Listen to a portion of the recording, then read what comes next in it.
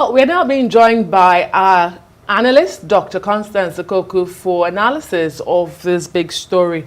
Good morning, Constance. Good morning, Adesua. I mean, it finally happened, but it does look like the suspense factor was taken away. But what do you make of the entire rejigging, reassigning, the dismissal, and the new faces? That's why I think the most striking thing about this cabinet reshuffle is that the key ministers and ministries relating to the economy were left untouched. It's a profound message from the president to say that he is satisfied with the direction of the economy. And this is happening within an environment where people feel the economy is tanking, or to put it mildly, that it is not recovering sufficiently enough to make a dent on growth and poverty reduction. And so for those that were hoping for a seismic shift on the economic front, they might have to wait a little bit and they might be disappointed. And which ministries are we talking about? We're talking about the Minister for Finance and the Coordinating Minister for the Economy, Minister for Budget and Economic Planning. There's also Minister for Blue and Marine Economy. There is Minister of Power, which is key to the economy. There's also Minister of Art, Culture, and the Creative Economy in a way. And then there was a little bit of change in the Ministry of Industry, Trade and Investment that is very much related to the economy. You have a new person coming on board, Dr. Jumoke Oduwole. She has been at the Presidential Enabling Business Environment Council. For many years, she worked under President Muhammad Buhari, and then she was moved over to the current government. So she is in a familiar terrain. So this make up the bulk of the economic front of the country. The president is essentially saying that he's happy with what is going on. The policies that have been implemented so far will then have to wait and see whether there is any change at all going forward. Well, we talk about 35% affirmative for women, which Nigeria is nowhere near. And from what I noticed, 2 women left. And then it looks like there was no balance. 3 women were returned. 3 women were returned. Okay, so it looks like there's a balance. Well, you didn't mention security. Security is not getting any better. And you need an atmosphere of peace, even to attract foreign FDI, foreign investment. So that area wasn't touched. And one wonders really, is this mere treating things on the surface? How far-reaching did this change go? Is it addressing the problems of Nigerians, particularly with a high cost of living? Yes, you mentioned poverty, Dr. Constance. Yes, the security part of the economy or the country is key. And as you have mentioned, he did not touch that. It also means that he is delighted or satisfied with what is going on in that part of the country. So what is also important is that when you mentioned about women, he did take off some women and also replaced some. For instance, we have Bianca Ojukwu, who was previously an ambassador to Ghana and then to Spain. She was also a presidential advisor under President Goodluck Jonathan. Now she's been made the Minister of State for Foreign Affairs. Again, that's a familiar terrain. She's been there for quite a while. We also have other ministers, which some might have some issues with. We have Idi Maiha, that's the Minister for Livestock Development. Questions have been asked on why we have an entire ministry dedicated to livestock development when we also have an entire Ministry of Agriculture. We've mentioned Dr. Jumoke Oduwole, which is very important. There's Muhammad Dingyadi, who is the Minister of Labor and Employment, who will have his work cut out for him because of the unrest in labor, poor wages, and civil servants not going to work because there's high transport costs. They have to balance that out. So that one has a lot of work to do. You also have, for instance, the Ministry of Niger Delta, which is now becoming the Regional Development Ministry. That's also interesting. It means that we will now oversee all the development commissions. We know there are new development commissions. I think what will happen is that every region of the country will now have a development commission. Some would say we are regionalizing, whatever that means. Well, the point is that this is a new change, and we will see how that goes. For those that were sacked, we have a Minister of Women Affairs, Uju Kennedy Ohanenye. She's someone who was seen as a little bit rambunctious. Her approach and demeanor rattled, a few people, so she has been let go. There's Lola Adejon, Minister of Tourism. There wasn't much happening from that front. You have Professor Tahir Maman. For that man, I think what happened was that, things that were not necessarily overshadowed his tenure. For instance, the insistence that one has to be 18 in order to gain admission into university. There were bigger issues facing tertiary institutions in Nigeria, and that sort of overshadowed his time there. There are others, but so far we will see what happens. We'll have to give them time to readjust and see whether we'll see a big change coming from this set of new ministers. Definitely, Dr. Ikoku. When the conversation of cabinet reshuffle also comes the conversation of having a leaner government, and we just played that interview earlier with the presidential spokesperson on information and strategy talking to Charles on Arise Prime Time, and Charles was basically asking him, look, Nigerians have been talking about having a leaner government, reducing government spending.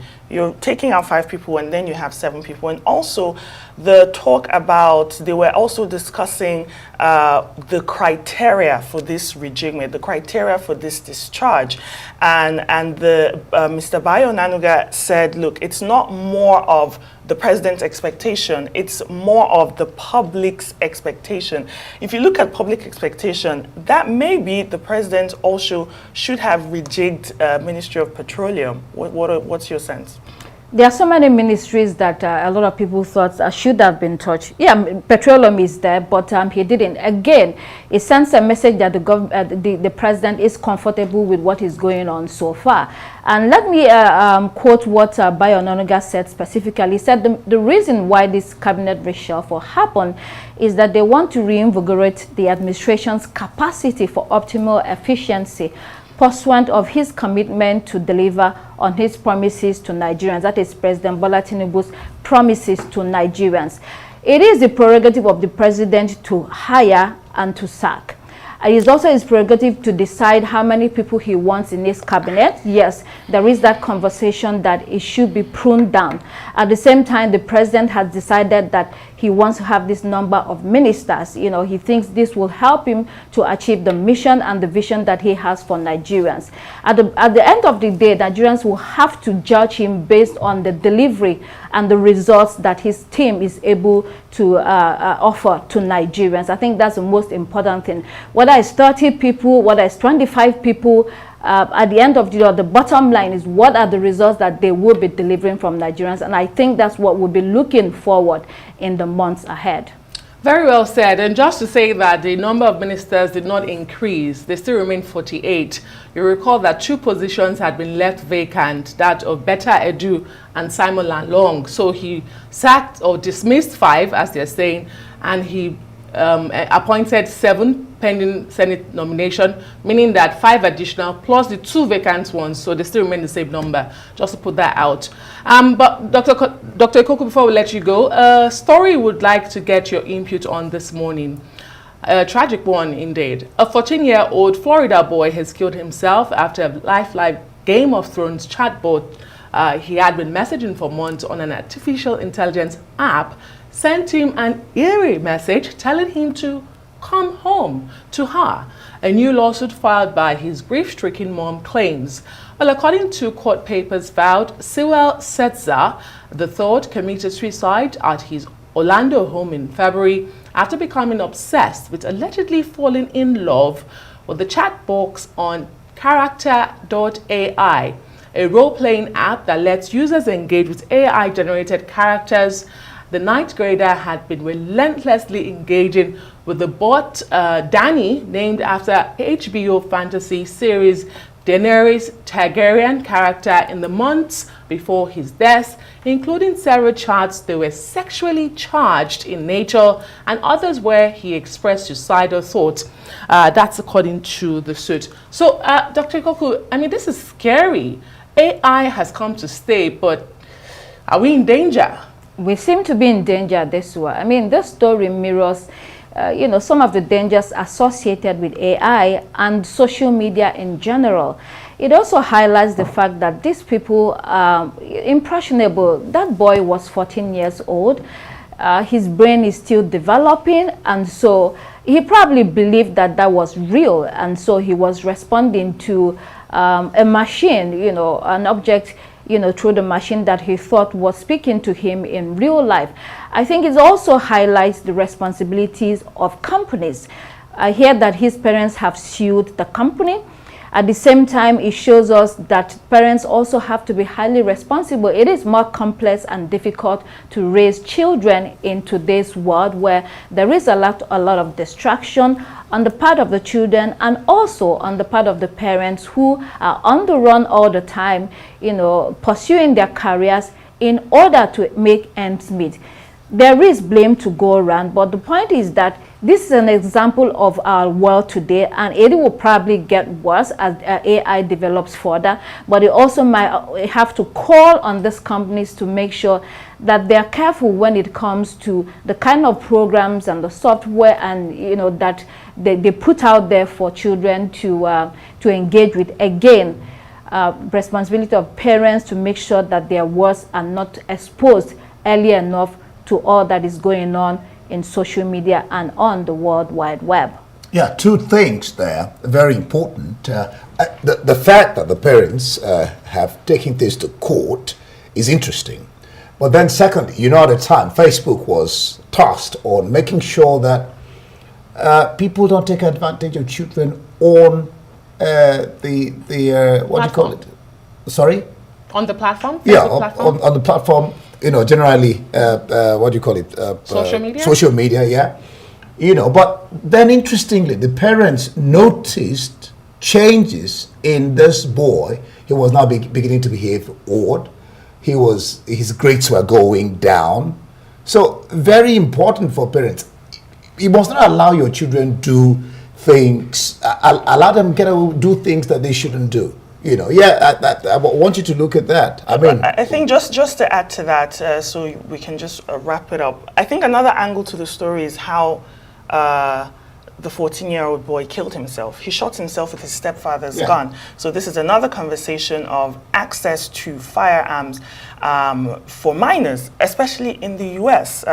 What are your thoughts on that? Indeed, Nkechi, when it comes to firearms and the accessibility, if that child was able to easily find that firearm at home, that means it wasn't properly kept or stored or concealed, which again is an indictment on the parents, But before you even get there, when you talk about children these days, you see that kids as young as 2, 3 are left with phones to engage an entire day, and that leads to obsession and addiction to an instrument or a machine that has a lot of impact and effect on their lives, especially, as I said earlier, their brains are developing. This is the world that we live in today. I think in future we are going to see more lawsuits. We are going to see more pressure on companies to do better, and everybody generally. I think that when you look at it in total, everybody has a responsibility in this world that we live today. It's changing. Very, very dangerous trends playing out here. Okay, we'll see you very soon for the newspaper review. Dr. Constance Ikoku, thank you so much.